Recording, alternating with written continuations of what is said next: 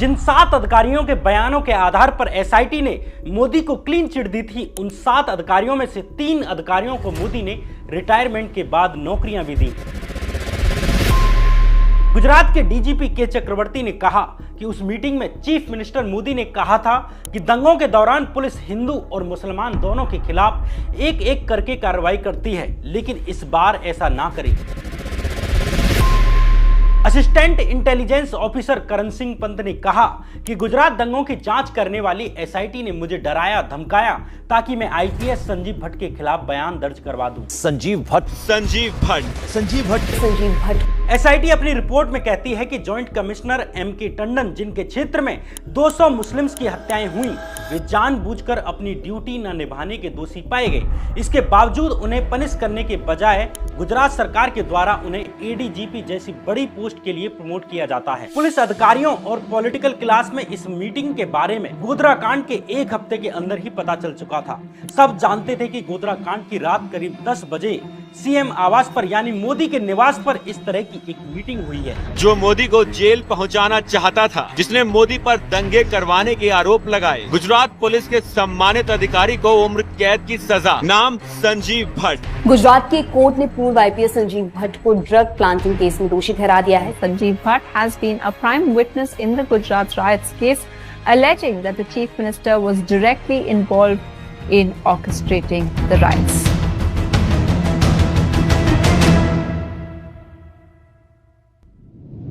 नमस्कार, मैं श्याम मीरा सिंह। किसी भी बड़ी साजिश में पुलिस अधिकारियों या आईएएस अधिकारियों, आईपीएस अधिकारियों का इन्वॉल्वमेंट प्रूव करना इजी है, क्योंकि वे सीधे इस ऑपरेशन में इन्वॉल्व होते हैं।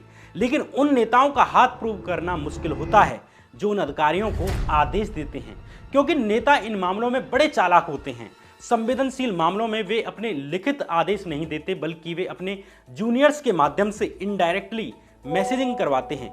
उनका जूनियर नेता किसी अन्य जूनियर नेता के माध्यम से, और वो जूनियर नेता किसी बड़े अधिकारी से, और वो बड़ा अधिकारी किसी निचले अधिकारी से, और निचला अधिकारी अपने निचले कर्मचारियों से उन कामों को करवाते हैं। इस तरह काम को अंजाम देने वाले और उस काम के लिए इशारा करने वाले नेता के बीच में कई लेयर्स होती हैं। इसलिए नेताओं के अपराधों को साबित करना बड़ा मुश्किल होता है, क्योंकि उसमें ना सबूत मिलते हैं और ना ही कोई गवाही देने के लिए तैयार होता है।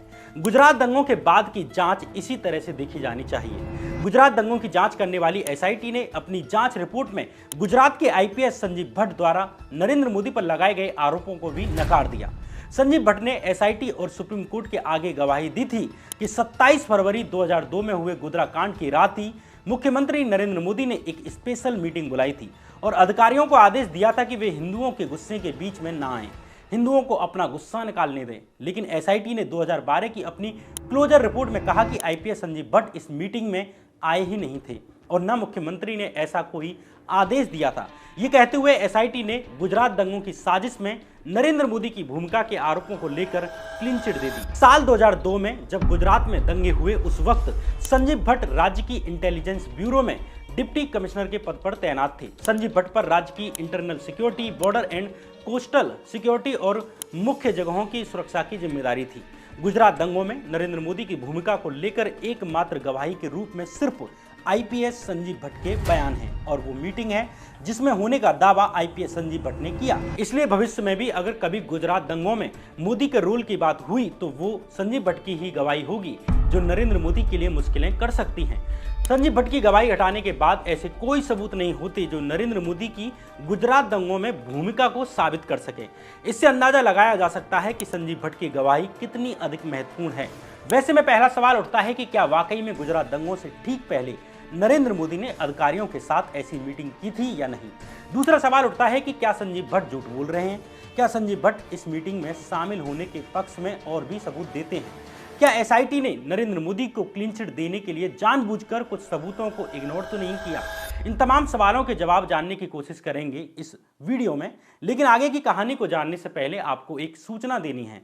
हम देखते हैं कि आप में से बहुत से लोग हमारी वीडियो को देखकर जाते हैं, लेकिन चैनल सब्सक्राइब करना भूल जाते हैं। इसलिए 5 सेकंड निकालकर सबसे पहले चैनल सब्सक्राइब कर दीजिए। आपके सपोर्ट की वजह से ही हम ऐसी महत्वपूर्ण वीडियोज लेकर आ पाते हैं जिन्हें अन्य जगहों पर सरकार के डर से छुआ भी नहीं जाता। सुप्रीम कोर्ट द्वारा साल 2008 में गठित एसआईटी ने गुजरात दंगों को लेकर 2 रिपोर्ट जारी की, एक प्राइमरी रिपोर्ट और एक क्लोजर रिपोर्ट। गोधरा कांड की शाम सीएम आवास पर होने वाली मीटिंग के सवाल को लेकर एसआईटी की प्राइमरी रिपोर्ट कहती है कि इसमें कोई डाउट नहीं है कि 27 फरवरी 2002 के दिन नरेंद्र मोदी ने पुलिस प्रशासन के अधिकारियों की एक मीटिंग बुलाई थी। अगला सवाल कि क्या इस मीटिंग की मिनट्स भी रिकॉर्ड की गई थी, मतलब इस मीटिंग में क्या बातचीत हुई, क्या आदेश दिए गए, जिनका ब्यौरा हर सरकारी मीटिंग के बाद रखा जाता है, जिन्हें मिनट्स कहते हैं। क्या इस मीटिंग की मिनट्स रिकॉर्ड भी रखी गई थी? इसका जवाब एसआईटी देती है कि इस मीटिंग की कोई भी मिनट्स रिकॉर्ड नहीं की गई थी। गुजरात दंगों के माहौल के बीच हुई इतनी इंपोर्टेंट मीटिंग की कोई डिटेल्स रिकॉर्ड नहीं की गई थी। ये अपने आप में एक शक पैदा करने वाली बात है। तीसरा सवाल, इस मीटिंग में कौन कौन लोग शामिल थे? एसआईटी की पहली रिपोर्ट बताती है कि इस मीटिंग में मुख्यमंत्री नरेंद्र मोदी के साथ साथ उस वक्त गुजरात की चीफ सेक्रेटरी स्वर्ण कांत वर्मा रहीं, दूसरे गुजरात के additional chief secretary ACS home Ashok Narayan रहे, तीसरे गुजरात डीजीपी के चक्रवर्ती, चौथे अहमदाबाद के पुलिस कमिश्नर यानी सीपी पीसी पांडे रहे, पांचवें सेक्रेटरी होम के नित्यानंदन रहे, छठवें मुख्यमंत्री के प्रिंसिपल सेक्रेटरी पीएस यानी डॉक्टर पीके मिश्रा और सातवें सीएम के सेक्रेटरी अनिल मुकिम रहे।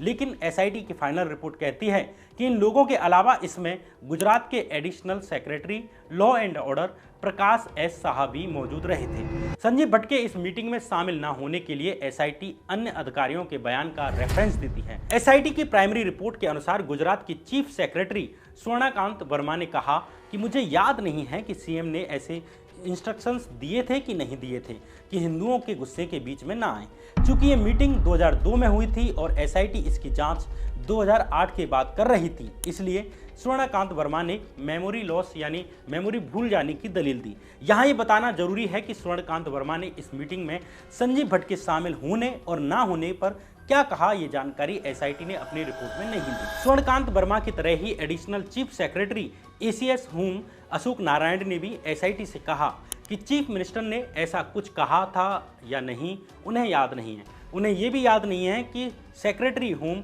नित्यानंदम या आईपीएस संजीव भट्ट इस मीटिंग में आए थे या नहीं। ये बात एसआईटी ने अपनी रिपोर्ट में लिखी।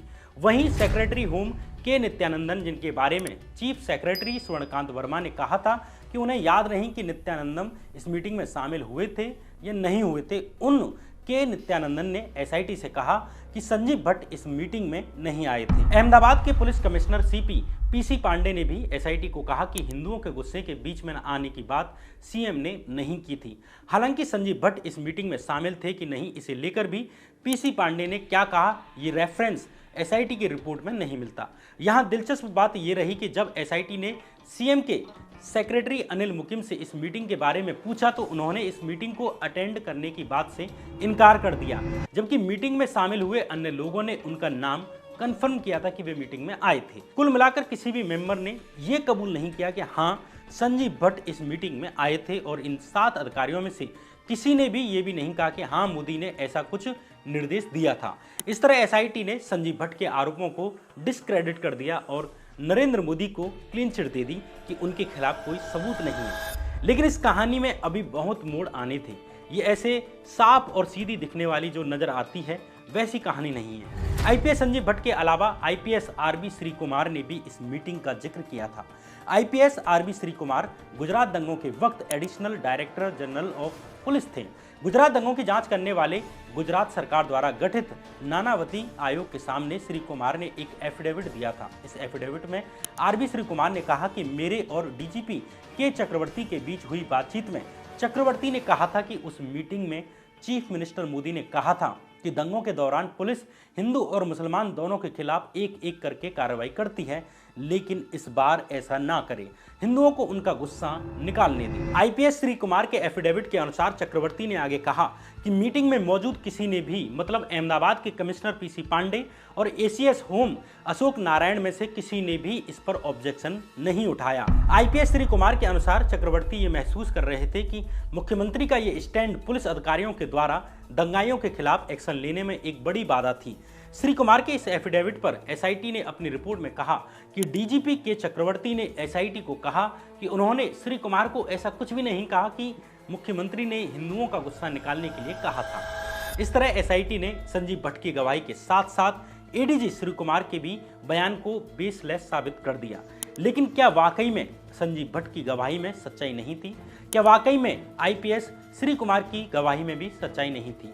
क्या वाकई में नरेंद्र मोदी ने इस मीटिंग में ऐसा कुछ नहीं कहा था, या इस कहानी में कुछ झूल है? जिन 7 अधिकारियों के बयान एसआईटी ने छापे, इनमें से 3 अधिकारी ऐसे थे जिन्होंने मोदी के द्वारा पोस्ट रिटायरमेंट जॉब्स ली, यानी रिटायरमेंट के बाद भी उन्हें पुरस्कार स्वरूप नौकरियां मिली। इसलिए स्वाभाविक है कि वे नरेंद्र मोदी के खिलाफ नहीं बोल सकते थे। ये मैं नहीं कह रहा, खुद एसआईटी की जांच को हेड कर रहे आर.के. राघवन ने अपनी एसआईटी की रिपोर्ट पर अपना कंक्लूजन लिखते हुए लिखा। राघवन ने लिखा कि 3 अधिकारियों पीसी पांडे, पीके मिश्रा और अशोक नारायण को पोस्ट रिटायरमेंट जॉब्स दी गई, इसलिए वे मोदी के खिलाफ बोलने के लिए बाध्य नहीं थे। लेकिन इस तथ्य को मानने के बाद भी एसआईटी ने इन अधिकारियों के बयानों को जस का तस मान लिया कि उन्हें याद ही नहीं है कि मीटिंग में क्या निर्देश दिए गए थे और आईपीएस संजीव भट्ट आए थे या नहीं आए थे। इंटरेस्टिंग बात यह है कि खुद एसआईटी के चेयरमैन आर.के. राघवन को मोदी सरकार द्वारा पोस्ट रिटायरमेंट के बाद साल 2017 में साइप्रस देश का हाई कमिश्नर नियुक्त किया गया। एसआईटी ने आईपीएस संजीव भट्ट की तरह ही आईपीएस श्री कुमार की गवाही को भी ये कहकर नकार दिया कि डीजीपी के चक्रवर्ती ने मना कर दिया है कि उन्होंने श्री कुमार को मोदी की इस मीटिंग के बारे में ऐसा कुछ कहा था। बड़ी ही भोली भाली एसआईटी है। चक्रवर्ती ने मना कर दिया है, इसलिए एसआईटी ने भी मान लिया और केस वहीं खत्म कर दिया। एसआईटी ने इस मीटिंग के बारे में सिर्फ संजीव भट्ट और श्री कुमार की ही गवाही को नहीं नकारा, बल्कि गुजरात भाजपा में मोदी के बाद आने वाले सबसे बड़े नेता हरेन पांड्या की गवाही को भी नकार दिया। हरेन पांड्या गुजरात के गृह मंत्री रहे थे, जिन्हें मोदी अपना कंपटीशन मानते थे। हरेन पांड्या ने गुजरात दंगों के कुछ महीने के भीतर ही इस मीटिंग को लेकर एक सिटीजन ट्रिब्यूनल को गवाही दी थी, जिसकी खबर आउटलुक मैगजीन ने लीक कर दी थी। इस गवाही के बाद हरेन पांड्या का फोन सर्विलांस पर लगा दिया जाता है, ऐसे आरोप भी एक पुलिस अधिकारी ने लगाए थे।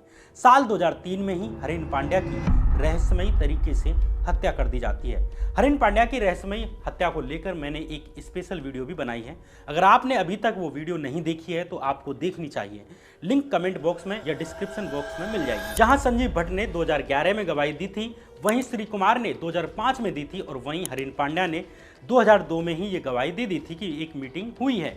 यहाँ सामाजिक कार्यकर्ता और गुजरात दंगों में पीड़ितों की कानूनी मदद करने वाली तीस्ता सीतलवाड़ का बयान भी बेहद महत्वपूर्ण है। एक इंटरव्यू में तीस्ता सीतलवाड़ से पूछा गया कि जब संजीव भट्ट ने नरेंद्र मोदी की भूमिका को लेकर रहस्य खोला तो आपकी पहली प्रतिक्रिया क्या थी? इस पर तीस्ता सीतलवाड़ ने कहा कि पहला रिएक्शन तो यही था कि फाइनली सच बाहर आ रहा है, लेकिन ये पहली बार नहीं था जब हमने इस मीटिंग के बारे में सुना था। गुजरात में रहने वाले पत्रकारों, पुलिस अधिकारियों और पॉलिटिकल क्लास में इस मीटिंग के बारे में गोधरा कांड के एक हफ्ते के अंदर ही पता चल गया था।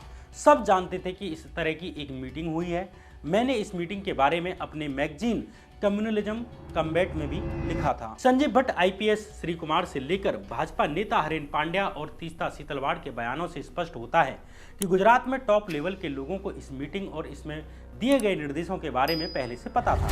लेकिन चूंकि यह मीटिंग इतने हाई लेवल की थी कि खासकर मोदी के ही विश्वसनीय लोगों के बीच में थी, उसमें भी एक ताकतवर मुख्यमंत्री से जुड़ी हुई थी, इसलिए इस मीटिंग में कही गई बातों को साबित करना आसान नहीं था। लेकिन आईपीएस संजीव भट्ट का गवाही देना बेहद महत्वपूर्ण एविडेंस था। संजीव भट्ट ने इस मीटिंग में शामिल होने के सबूत के रूप में कुछ लोगों की गवाहियां भी दिलवाईं। गुजरात पुलिस के हेड कांस्टेबल रहे नरेश भाई ने भी सुप्रीम कोर्ट में एफिडेविट जमा करवाते हुए कहा कि मैं मेमनगर पुलिस चौकी पर हेड कांस्टेबल के रूप में तैनात था।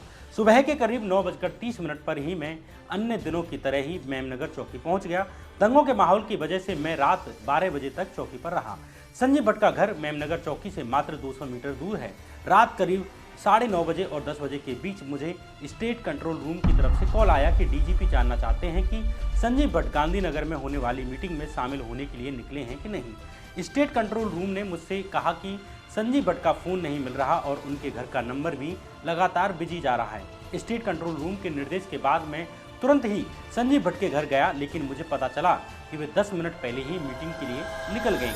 हेड कांस्टेबल नरेश भाई ने आगे गवाही दी कि मैं ये तथ्य बताना चाहता हूं कि इसके बाद मुझे स्टेट कंट्रोल रूम से कोई कॉल नहीं आई। नरेश भाई की तरह ही assistant intelligence officer Karan Singh Pant की गवाही भी आईपीएस संजीव भट्ट के पक्ष में रही। सुप्रीम कोर्ट में जमा किए गए अपने एफिडेविट में करण सिंह पंत कहते हैं कि मैं जीवीआईपी सिक्योरिटी ब्रांच में तैनात था। मेरी ड्यूटी सीनियर अधिकारियों की सुरक्षा करना था। 25 फरवरी से लेकर 27 फरवरी तक मैं कैजुअल लीव पर था। 27 फरवरी की दोपहर जब मैं गांधीनगर में था तब मुझे गोधरा कांड के बारे में पता चला। दंगों के माहौल को देखते हुए मैं तुरंत स्टेट इंटेलिजेंस ऑफिस पहुंचा और अपने senior deputy commissioner of intelligence IPS Sanjeev Bhatt को रिपोर्ट किया। रात 8 बजे खाना खाने के बाद मैं ऑफिस पहुंचा और इस दौरान संजीव भट्ट ने मुझे कॉल करके इन्फॉर्म किया कि वे सीएम के साथ होने वाली स्पेशल मीटिंग में जाएंगे, इसलिए मैं गोधरा कांड से संबंधित डेटा के 2 फोल्डर तैयार कर लूं। करण सिंह पंत ने आगे गवाही देते हुए कहा कि मैं कागज तैयार कर लेने के बाद गांधीनगर पुलिस भवन के पार्किंग फोयर पहुंच गया, जहां संजीव भट्ट खुद डीजी और आईजीपी को रिपोर्ट करते हैं। करीब 10:15 पर जैसे ही संजीव भट्ट आए मैंने उन्हें डॉक्यूमेंट्स दे दिए। भट्ट के साथ डीजी और आईजीपी अपने ऑफिशियल वाहनों में थे। भट्ट ने कहा कि मैं उनकी गाड़ी में बैठकर पीछे पीछे आ जाऊं, जिसे भट्ट के ड्राइवर ताराचंद यादव चला रहे थे। भट्ट डीजी और आईजीपी की गाड़ी में बैठ गए और मैं भट्ट की कार में पीछे पीछे। इसके बाद हम सीएम आवास पहुंच गए, जहां से भट्ट और आईजीपी सीएम के साथ मीटिंग के लिए निकल गए। यहां इंटरेस्टिंग बात यह है कि करण सिंह पंत ने भी एसआईटी द्वारा गवाहों को धमकाने का आरोप भी लगाया।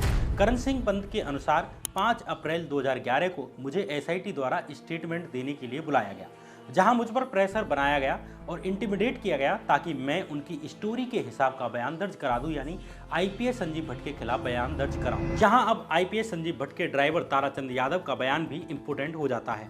ड्राइवर ताराचंद यादव ने अपने एफिडेविट में गवाही देते हुए कहा कि मैं 1999 से डिप्टी कमिश्नर ऑफ इंटेलिजेंस के यहाँ ड्राइवर कांस्टेबल पद पर तैनात किया गया।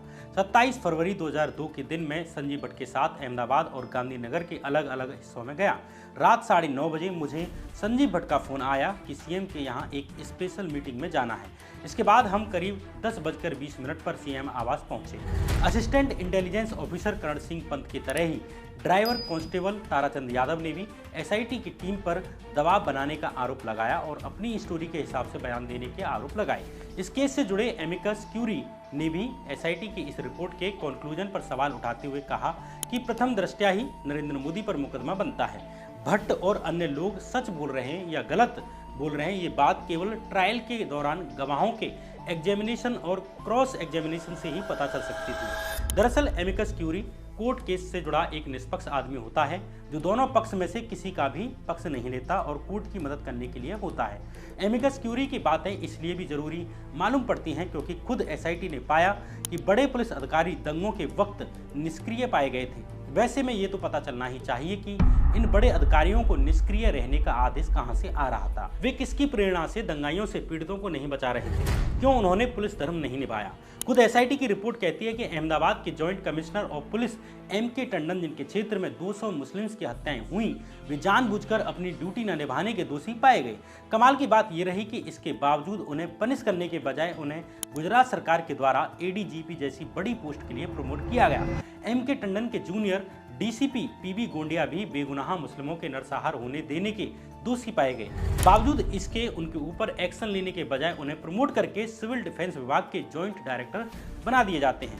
खुद एसआईटी कहती है कि अगर ये दोनों अपनी जिम्मेदारी निभाते तो सैकड़ों लोग जीवित बचाए जा सकते थे। जब तक साल 2008 में सुप्रीम कोर्ट ने दंगों के पीड़ित जाकिया जाफरी की याचिका पर सुनवाई कर एसआईटी का गठन नहीं किया, तब तक राज्य की मोदी सरकार द्वारा इन दोनों को कहीं भी किसी भी तरह से जिम्मेदार नहीं ठहराया गया था। एसआईटी ने खुद पाया कि सीनियर पुलिस इंस्पेक्टर पीआई यानी केजी इरडा ने अपने सीनियर्स को गुलबर्ग सोसाइटी के बारे में बता दिया था, जहां 60 करीब लोगों की हत्याएं हुई। उसके बारे में समय पर ही सूचना दे दी गई थी, लेकिन इंस्पेक्टर केजी इरडा के सीनियर्स पर कार्रवाई करने के बजाय केजी इरडा के खिलाफ ही चार्जशीट लाई गई। तीस्ता सीतलवाड़ के NGO citizens for justice and peace ने मोदी की मीटिंग में शामिल होने वाले अहमदाबाद के कमिश्नर पीसी पांडे के कॉल रिकॉर्ड्स और कंट्रोल रूम के कॉल रिकॉर्ड्स के एसआईटी के सामने एविडेंस के रूप में प्रस्तुत किए, जिनसे साबित होता है कि कमिश्नर पीसी पांडे ने गुलबर्ग सोसाइटी वाले इलाके में दोपहर 12:54 पर जाकर कर्फ्यू घोषित किया, जबकि पीसीआर रिकॉर्ड्स के अनुसार 12:38 तक तो 4 से 5 हजार दंगाइयों की भीड़ गुलबर्ग सोसाइटी को घेर चुकी थी। कानून के मुताबिक पीसी पांडे को समय पर कर्फ्यू घोषित कर देना चाहिए था। दोपहर करीब 2:09 पर मेघनी नगर के इंस्पेक्टर केजी इरडा, जिस क्षेत्र में गुलबर्ग सोसाइटी आती है, उन्होंने सेंट्रल फोर्सेज की डिमांड की थी। इसका आदेश भी पीसी पांडे को करना चाहिए था, लेकिन पीसीआर रिकॉर्ड्स बताते हैं कि पीसी पांडे के द्वारा इस क्षेत्र में शाम तक पैरामिलिट्री फोर्सेज तैनात नहीं की गई थी, जब तक गुलबर्ग सोसाइटी में 60 करीब लोगों को जिंदा जला दिया गया या मौत की घाट उतार दिया गया था। एसआईटी ने खुद पीसी पांडे के जूनियर एमके टंडन और डीसीपी पीबी गोंडिया को अपनी जिम्मेदारी न निभाने का दोषी पाया। एमिकस क्यूरी ने इस मामले में दोनों के खिलाफ मुकदमा चलाने का सुझाव दिया। बावजूद इसके एसआईटी ने अपनी क्लोजर रिपोर्ट में मात्र डिपार्टमेंटल इंक्वायरी के लिए कोर्ट को कहा। इससे अंदाजा लगाया जा सकता है कि एसआईटी पीड़ितों को न्याय दिलाने के लिए काम कर रही थी या हत्यारों को बचाने का काम कर रही थी। एसआईटी अपनी क्लोजर रिपोर्ट में ये भी कहती है कि टंडन और गोंडिया का काम अनप्रोफेशनल था और वे सीनियर पुलिस ऑफिसर बनने लायक नहीं है। बावजूद इन दोनों पर कार्रवाई करने लायक एसआईटी ने कुछ नहीं कहा, न ये खोजने की कोशिश की कि आखिर ये अधिकारी किसके इशारे पर ऐसा कर रहे थे, इनके ऊपर कौन था और उसके ऊपर कौन था। एसआईटी ने अपनी प्राइमरी और लास्ट में अपनी क्लोजर रिपोर्ट में सिर्फ ये साबित करने की कोशिश की कि आईपीएस संजीव भट्ट उस मीटिंग में थे कि नहीं, लेकिन एसआईटी ने ये खोजने की कोशिश नहीं की कि वे अफसर खुद जांच के जो दायरे में हैं वे झूठ बोल रहे हैं या सही हैं। बस संदिग्ध अधिकारियों ने जैसा कहा उसे ही सबूत के तौर पर पेश कर दिया, जबकि वे खुद सरकार से लाभान्वित हो रहे थे। उन्हें प्रमोशन मिले, पोस्ट रिटायरमेंट जॉब्स मिली। सवाल उठता है कि जिस तरह एसआईटी ने एक ईमानदार अफसर आईपीएस संजीव भट्ट को डिस्क्रेडिट करने की कोशिश की, वैसे उसने अन्य अधिकारियों के बयानों को डिस्क्रेडिट करने की कोशिश क्यों नहीं की। जिन अधिकारियों के बयानों को छापते हुए एसआईटी ने अपनी प्राइमरी रिपोर्ट में कहा था कि उन्हें याद नहीं है कि आईपीएस संजीव भट्ट आए थे या नहीं, उन्हें याद नहीं है कि सीएम ने ऐसा कहा था कि नहीं, उन्हीं के बारे में एसआईटी अपनी क्लोजर रिपोर्ट में लिखती है कि उन्हें सब याद है। वे अधिकारी अब निश्चित होकर कहते हैं कि हाँ, संजीव भट्ट नहीं आए थे, और वे अधिकारी अब निश्चित होकर कहते हैं कि मोदी ने ऐसा नहीं कहा था। मतलब जो पहली रिपोर्ट में कह रहे थे कि उनकी मेमोरी लॉस हो चुकी है, वे अब कह रहे थे कि उन्हें सब याद है।